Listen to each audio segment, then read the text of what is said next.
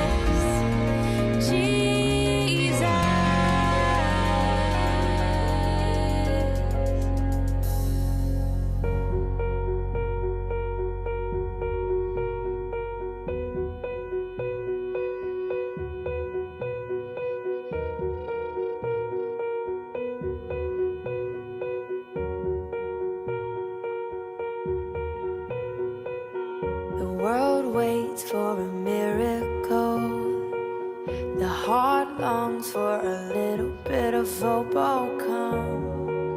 Oh come, Emmanuel.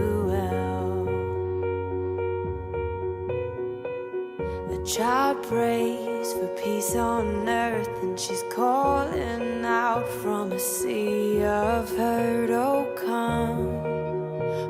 come, Emmanuel. And can you hear the angels singing? Glory to the light of the world. Glory, the light of the world is here. The drought breaks with the tears of a mother. A baby's cry is the sound of love. Come down, Emmanuel. He is the song for the suffering. He is Messiah, the Prince of Peace has come. He has come, Emmanuel.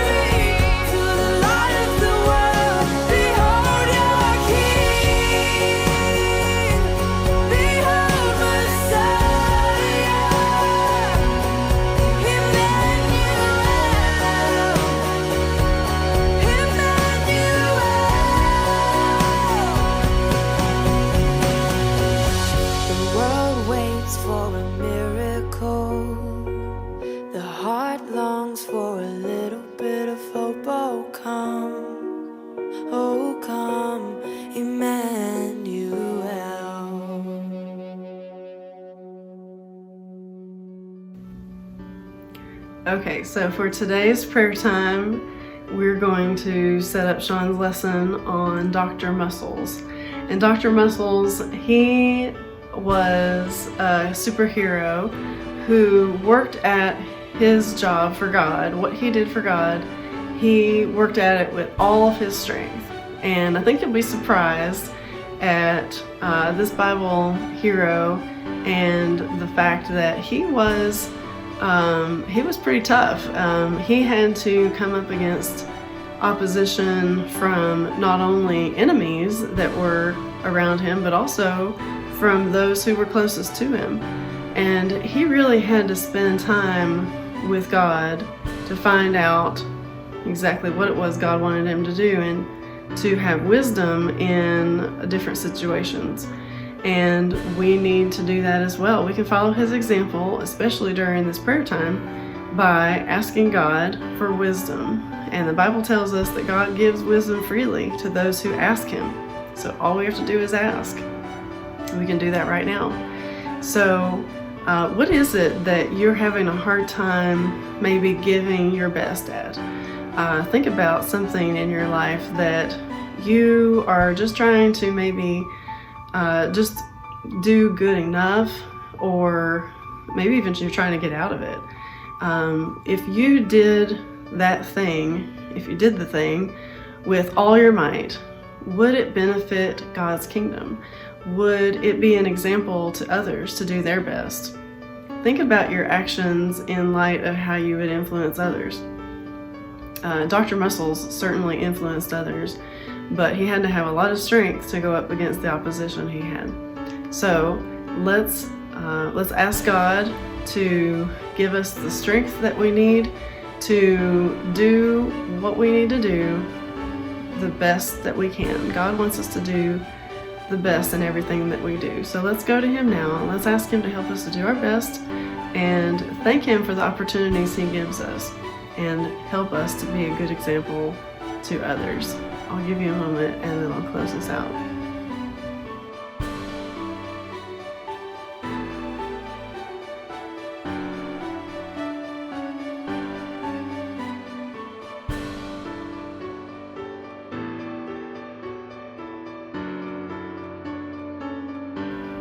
Dear God, we thank you so much for this example of this Bible superhero who worked at everything that he had to do with all his might.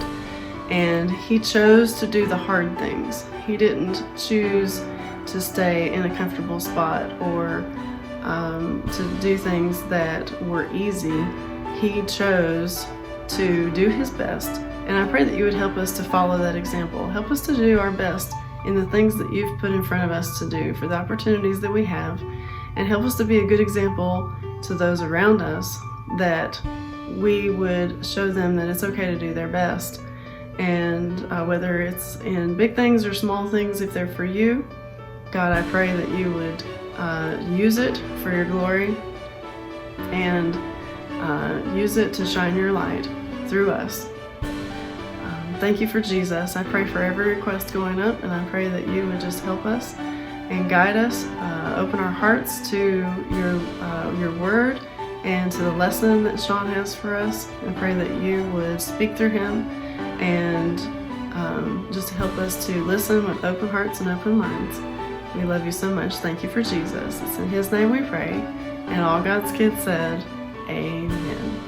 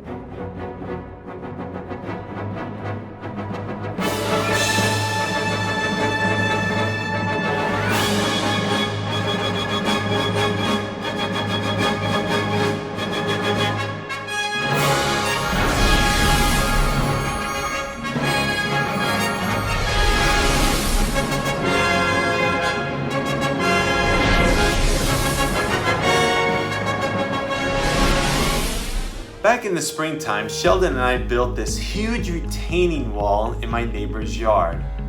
She had this really steep hill that was very dangerous to walk down, plus when it would rain it would become very slippery and it was eroding away. That wall that we ended up building was about 20 feet long and maybe 6 or 7 feet tall, and it took us a little over a month to build. If you go back, I think it was June 7th or something like that was when we did that video. And so if you go back, you can see that wall and you can kind of hear some of the same lesson there that you're going to get today, because we're talking about Nehemiah. So today's superhero is Dr. Muscles, which is better known as Nehemiah. He was this really strong man who rebuilt the wall all the way around Jerusalem. But here's the deal. He actually wasn't this big muscular guy. In fact, there's a good chance that he was this scrawny little wimpy guy. See, his job was to be the cupbearer to the king. And we'll talk more about that and what that means in just a moment. But a cupbearer wouldn't have been this big, muscular, strong guy. If he was some big, muscular, strong guy, he would have been serving in the army and not being the cupbearer. And we're still going to call this guy Dr. Muscles because he accomplished something that took a lot of strength. And not the kind of strength that you find here, but the kind of strength that you find here in the heart and the head. Now, like I mentioned, his real name in the Bible is Nehemiah, and he was a Jew. He was living off in a land called Babylon, but he returned to Jerusalem to rebuild the wall around the city. And this wall that he built was huge. It was almost 50 feet tall, and it was as long as 4.5 football fields long to go all the way around it. You remember that wall that I told you about that Sheldon and I built for our neighbor? Or if you remember the video from this summer? If we were to rebuild the wall around Jerusalem at the same speed that we built that retaining wall, it would take us almost 12 years just to do one side. But Dr. Muscles completed the wall all the way around Jerusalem in just 52 days. 52 days? Now, let me give you some highlights to this story. I'm going to show you a video in just a moment, but let me explain something I said kind of earlier in the lesson. I mentioned that Nehemiah probably wasn't this big, strong, muscular guy. And the reason I say that is because he was the cupbearer to the king. Okay, so what was a cupbearer? A cupbearer was like a prime minister and a bodyguard, and some would even say that they were second in charge. One of his responsibilities was that he would try the king's food before the king would to see if it was poisoned. See, the cupbearer would drink the drink and he would eat the food, and if he died, then that means that it's poisoned, and then the king wouldn't eat it. So it's a way of him protecting protecting the king.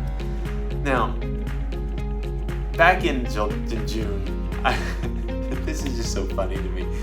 I made the comment that I do that same thing with Matthew, and then I showed this video. Yeah. It's not poisoned. It's not poisoned. Come here, I got it. Not poisoned. Hey, how you doing? I'm great. Nice to meet you. Hey man, I wouldn't. Why not?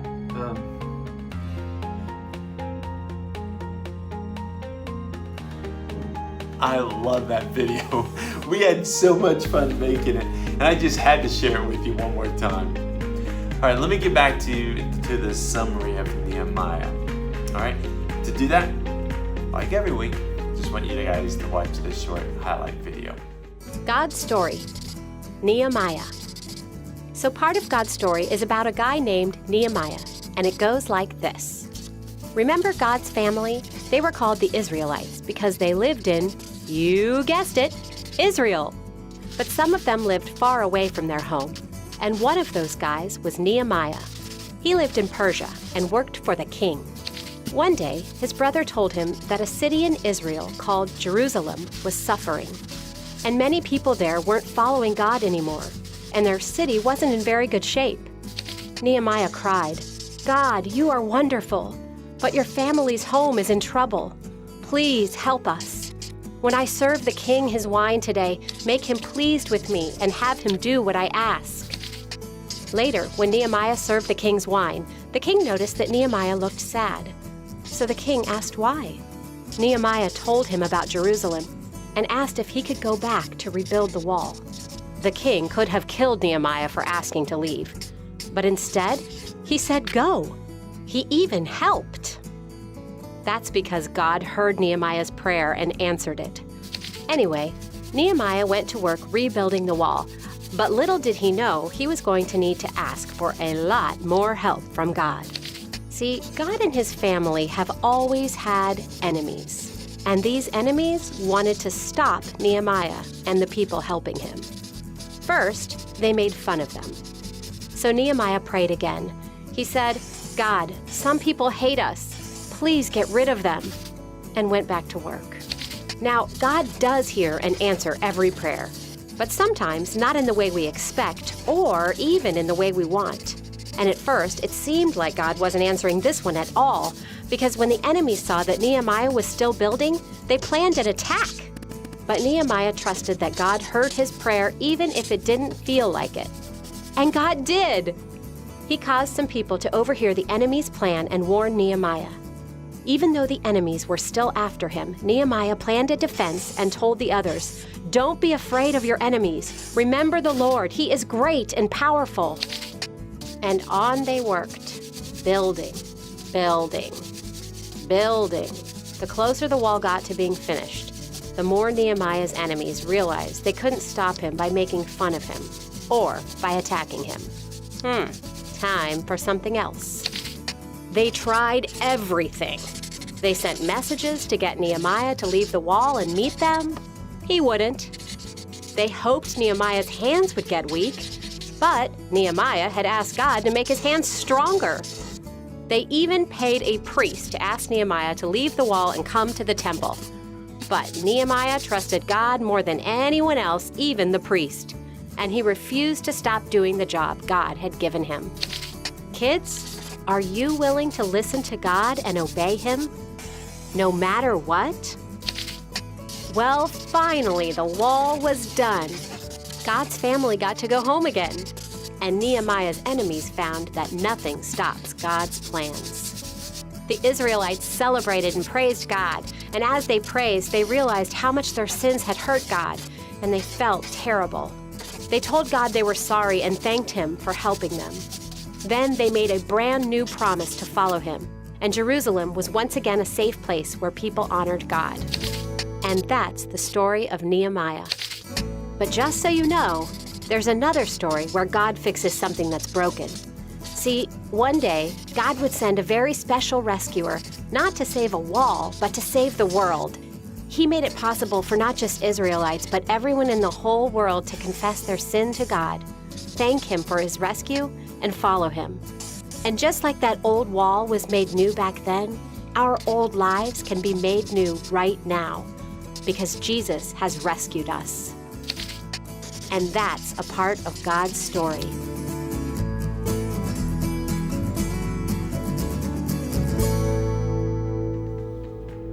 What made Nehemiah a superhero? It's easy. He gave it his all when he worked for God. You too can be a superhero just like Nehemiah. How? It's simple.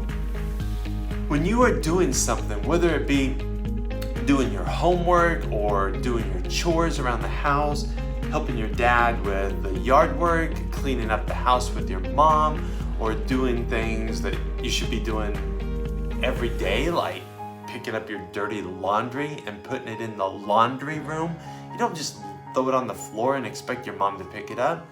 You hang up your towel after you take a shower. You brush your teeth without being told. You make your bed when you get up. You put your dirty dishes in the sink. You close the cabinet doors after you get something out of them. There's a noble idea. No matter what you are doing, give it your all. Do it better than anyone else can do it. Not to show them up and make yourself look better than them. No. You do it as if you're doing it for God. I want you to listen to what the words of Colossians 3:23 says. Whatever you do, work at it with all your heart, as if you are working for the Lord, not for men. That's the first step to becoming a superhero like Nehemiah.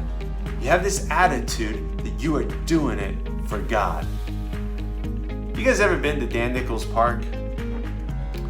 It's down near Salisbury, North Carolina. And they have this one attraction there that you can do. It's called panhandling, or panning. I don't think it's panhandling. I think panhandling is what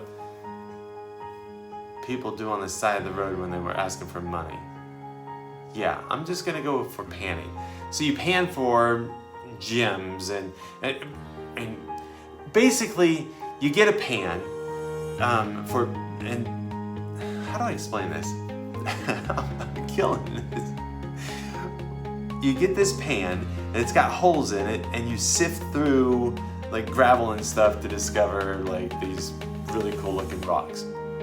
Well, Dan Nichols Park, what they do is they take this bucket of rock and gravel and dirt and debris and they put it into this trough. And then they turn this water on. This water comes running down the trough, and as it does, you take this pan, you scoop up some of that gravel and you shake it, and you kind of put it in the water, you shake it, and as you do, the water will sift through the nasty stuff, revealing some really cool looking rocks and gems.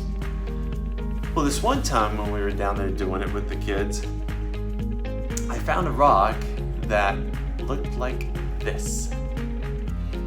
Kind of looks like a lump of gold, doesn't it? If it was a lump of gold, this thing would be worth like $125,000. I'd be rich. Here's the problem. You guessed it, it's not actually gold. It's just a rock that has been spray painted gold. Or some kids actually found what's called fool's gold, where it looks like gold, but it's not real gold. Some people act like Christians in church, yet at home or at school, they don't act like believers at all. Or sometimes they may act like a Christian, but only if somebody's watching them. Christians who do that are like this gold rock. Pretty on the outside, but they're fake on the inside. They're not real. They're fool's gold. They're fool's Christians. Even a good fake is still a fake.